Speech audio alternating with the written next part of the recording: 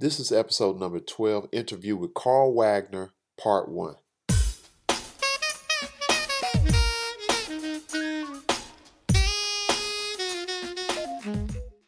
All right, we are here. This is another episode of Texas Tenor Podcast, and I'm glad we have available for this podcast my man Carl Wagner. And Carl, let me talk a little bit about Carl. Carl is a good friend of mine here in the Fort Worth area who helps me in numerous ways from the standpoint of writing music. We've written some music together. One of the songs that was featured that we wrote together is on Prevail, tune Impulse. And also Carl plays keys as well as saxophone. And we've been able to, I've had him on gigs with me. And, here recently he's been working with me with mixing and mastering and some of the production work for the new CD, Forever. So without further ado, I want to introduce you all to Carl. What's happening, Carl? Hey, what's up, Quamon? All righty. Cool, man. Glad you can spend some time here on the call. I know you're pretty busy with all of your students and productions and stuff you're working on. Yeah, it's all good, man. I'm happy I could be a part of it.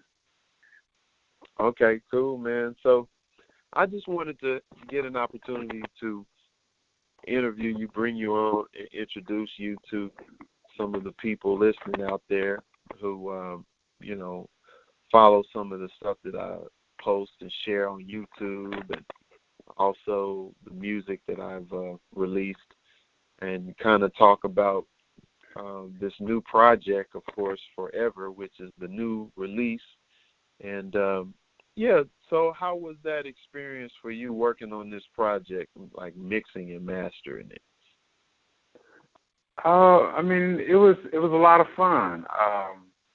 I saw it as a great opportunity, just knowing you and over the years and just hearing your music, and I knew that it was going to be a great opportunity to be able to do something like this. So I was hearing the music that was involved on this project, I felt like it was something that was that spoke to me, and I feel like just being able to mix it and master in a way that would just make it come out clear enough for the listeners to hear it and to appreciate it.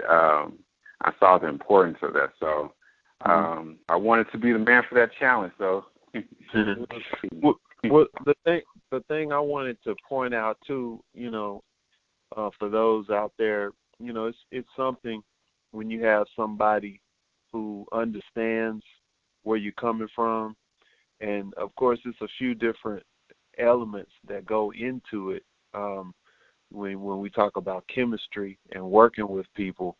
Because one of the elements, we're both from Fort Worth, and we're basically kind of somewhat indirectly influenced by some of the same people, in the area. And you went to Weatherford College too after you left here, right? Right, yeah. So I grew up in Fort Worth all my life, graduated from Dunbar High School, and ended up going to Weatherford College. And, it was so many great players. The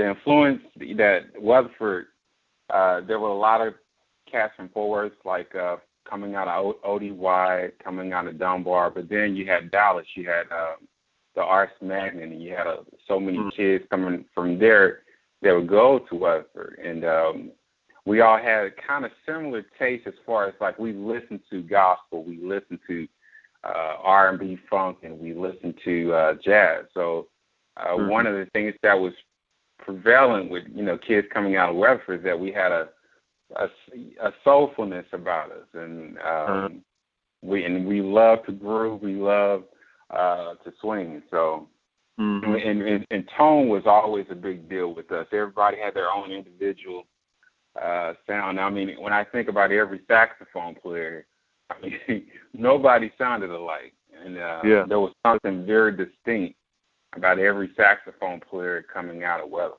So, and the thing about it, you're a little older than me, but one of the things, like you went to school, and there was a really phenomenal alto player that I guess you were able to hear him and be inspired from. That's like Fred Jackson.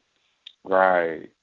Yeah, I was a freshman in high school, and Fred Jackson, he was a senior. Man, when I heard him, he changed my life musically. I mean, I didn't hear music that way before. I mean, I think in middle school I took a jazz listening club. You know, there was like a club thing that we would do after school where it was just jazz listening. But I really didn't even know I was going to be involved with jazz music until I, went up to Dunbar High School and I heard Fred Jackson play.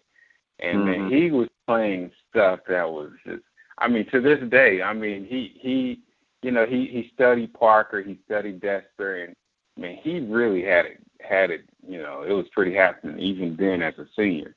So, and there were some other cats that, we had a jazz band.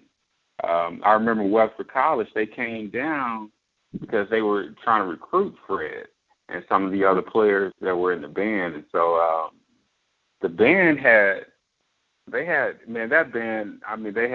cats like Ephraim Owens, they had Whitney Russell, Keith Lawson, Fred Sanders, who's also a good friend of mine. Man, there was a lot of happening players in that band, guys that would go on to do some great things in this industry. And so this was like the 90s, or right? In the 90s. Yeah, I would say this is probably like 92. 92. I graduated in 95. So I graduated in 98. So when I was coming into high school, I was hearing things from, players from Dunbar. And also Charles Scott was one of the band directors. He was a bassist, phenomenal upright bass player, who I was able to play with at Sardines, this jazz restaurant that they had in Fort Worth. And I met another, a saxophone player from Dunbar, Sylvester Jones, and he would come over and turn me on to a lot of stuff that was happening.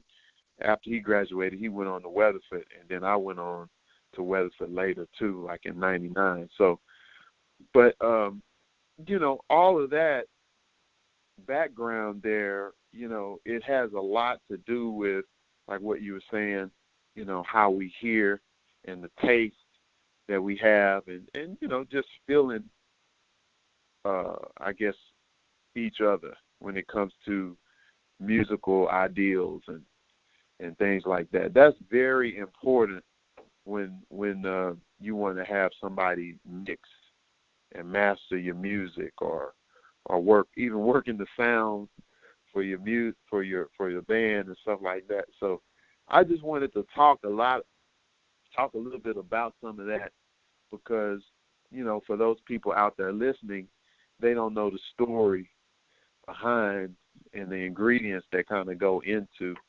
the music. So that's good stuff. So now, like, what are you doing? You graduated, so you went to Weatherford, and what did you do after that? Well, I was at Weatherford about a year and a half, and so after that, I went down to San Marcos. And are you still there? Yeah, I'm here. Okay. So, I went down to San Marcos and attended Southwest. What am I saying? Southwest I attended Southwest Texas State University. My mind was blank, but I was there for about 2 years, and then I finished out at University of North Texas with a bachelor's in jazz studies. Okay. And there you were able to hook up with another friend of ours, Arlington Jones, piano? Yeah, when I was in at Southwest Texas, I knew Fred Sanders and Ephraim Owens. I knew those guys that went down there. There was another trombone player. His name was David Bowen. And so, I knew that they went down there, and I believe I heard them play at IAJE one year.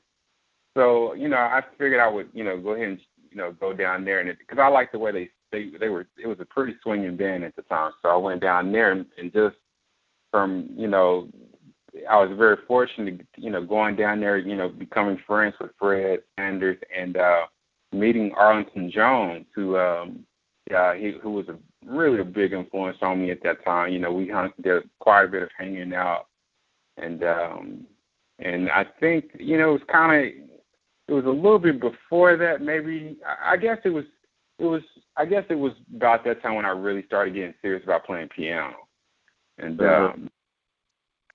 so Fred Sanders and Arlington Jones, they would show me things, and really they just took me under their wing. So, and also they had a sound recording technology program there. So just hanging out with Fred and hanging out with Ollie, or Ollie's Arlington Jones, but hanging out with those guys, we would I would go into the studio and just see some of the things that they were doing in there, and just just really getting that buzz for wanting to do production. I didn't know I was going to be doing mixing and mastering, but I knew I wanted to do songwriting and production. And, prior to that time, I was really only focused on a lot of swing and just, traditional jazz, but that kind of opened me up into doing songwriting and other things outside of just the traditional jazz format. Mm-hmm. And when we hooked up, when I moved back here because I was off at school and stuff. But when I came back in 2009, shortly after that, that's when we connected and started playing gigs and hanging out, writing music and working on stuff like that. That was when we was in the duplex. You remember that? Yeah, I remember those days, man. Yeah, I remember those days. Yeah, so, I think it was kind of funny. I had heard about you through the years, but I think I saw you on a couple of Arlington Jones gigs, and we, shook hands and, just talked briefly or whatever, but I don't think we actually played together until it was years later. It was around about that time when you were living over there in Forest Hill. So yeah, and it was good. We were able to connect. When I was in school, I had guys that were there. Let's say if I rewind back even to being at Texas Tech, it was a piano player that we hooked up and worked on stuff all the time. Johannes from Denmark. He would hook up, and some of the other players. Joy Harris was a bass player in Lubbock, and we would get together and practice and go over stuff, and I would come up with a lot of stuff. But I liked to always have a keyboard on hand to kind of help me add some harmony into some of the stuff I was hearing. And later, when I was going to D.C., I hooked up with Alan Johnson, who we recorded like two, 3 records together, over those few years. And so he would help me, with some chords. And actually one of the songs that's probably everybody look at once they see it's like, what is this? And it's kind of hard to play over and get the concept down. That's Angelic. That's a tune that actually DeAndre Schaefer, a piano player and a trumpet player. He plays both. He helped me put changes to that one, and he actually was working there at UDC with Alan. So okay. He kind of soaked up a lot of Alan's, hipness. Right. Yeah. Well, the challenge of that tune is just the placement of the chords rhythmically. Yeah. And trying to, it took, it could be a challenge if you don't, know rhythmically, or even just how to just kind of phrase over it rhythmically, just the placement of it, I guess. Right. And so oftentimes when I would try to play that tune, I would be distracted from, okay, I'm thinking about where these chords, where they land, Mm-hmm. and trying to get the left hand to work with the right hand. But yeah, that's a great tune, man. I had no idea about that. Mhm. Yeah. Yeah, and I liked how we were able to add to that's Prevail album, Angelic, that we're talking about. And, from us hooking up and practicing during that time, I remember when we were practicing on sax, you was playing alto, and I was playing tenor, going over stuff, and you played a phrase. You was just playing around. And I was like, wait a minute, there's something in that. So I started hearing, then we ended up, constructing the whole tune out of that. And the bridge is like really nice. So, and I appreciated, working with you to work out some of the songs, because you knew what chords needed to be there. Like, I can hear where it should go, and I can hear, chords to a certain degree, but when you're a piano player, you have access to more options of color, I would say. Mm-hmm. And so I liked the way that one turned out, and it was fun, because when I took it up there to DC to play with the guys, it's like every time we play that song, it's just like everybody would get so excited and inspired. Right. Yeah, I remember hearing some of those practice tapes, man, and I was floored. I was like, man, these dudes, they sound like they in a Church of God in Christ church just swinging. Yeah, right. I was like, man, it had such a presence over it when they was playing it. And I was like, man, this is something else here. And that's the thing. Like, everybody is from the church, Mm-hmm. the Pentecostal church. So it's that worship element that's in us, whereas we're able to access it and display it within the jazz format. Mm-hmm. So it's just a joy when you have people who come from that in terms of their roots. And so, we have a lot of space to maneuver through, as we play with each other, And right. so it's always good to have a team of guys who understand and feel where you're coming from and where you want to go. It's fun, Mm-hmm. So with this new project, Forever, the direction that I went in this one, it's got groove stuff on there, backbeat, kind of smooth stuff, but of course not too smooth. Definitely not too smooth. It's I would say, what would you say? How would you explain the music on this album? I would say it's soulful.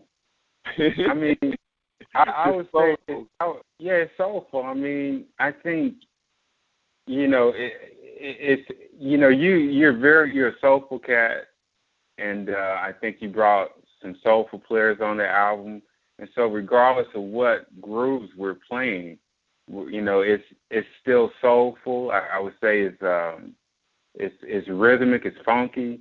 So I wouldn't, it's far from smooth. It's, now it could be, something can be relaxing without it seeming, cheesy or anything like that. But I would say it's you got some things that really relax you. You got some things that really will want to make you dance and hop. I would say it's a very soulful album. And, I think when people hear it and they hear you play, the album, even though we have all these different arrangements and these different contexts and things like that, I think one thing that still stands out is the melody is soulful. The way you played it was soulful, and just the way you elaborated on it in your solos is very soulful. So I think it really sings out, and I think it's going to really, it's going to, people are going to grab onto it and really enjoy it. So, and I appreciate that, and I, in terms of the span of time we're looking at before we released it this year, it was, I think I did a session in 2014 at Patrick McGuire's studio. And the way this stuff works is kind of all over the place. The creative process is kind of messy, but as you keep going through the journey, things start to clear up and get more, you get a clearer picture of what's supposed to go together and how it's supposed to, all fit. And so we recorded some songs, and out of that session, I think we had like 7 tunes or so that I recorded, but I only wanted to use like 3 of those. And so I ended up redoing some of the stuff that I recorded at that session, and some of the songs that I thought one particular singer was supposed to be on it, things changed, and I ended up getting another singer, and then I decided, well, you know what, I need to sing on this stuff myself with the vocoder. So in the process, I learned a lot, and it's one of those things, like I always say, like I like the one of my theme verses is Proverbs 3, 5, and 6, which says, trust in the Lord with all your heart and lean not unto your own understanding, but in all thy ways acknowledge him, and he'll direct your path. And so that's exactly right, because, we can have desires and have things in mind as to how we want things to go and how we want things to be.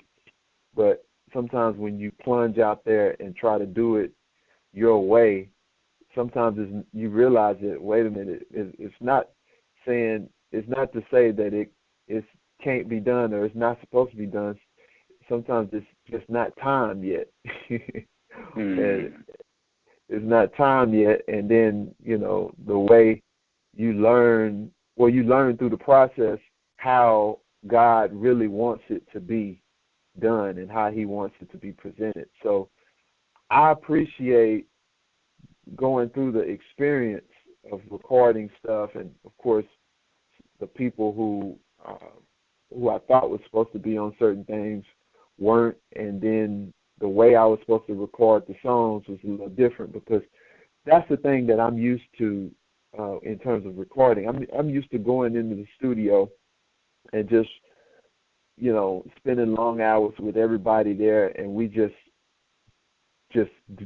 basically finish the songs and just have to do overdubs in another session. But this approach was totally different. One of the things that I did, like I created some tracks, and so one of the tracks, I'll tell you about this one track, Easy Does It.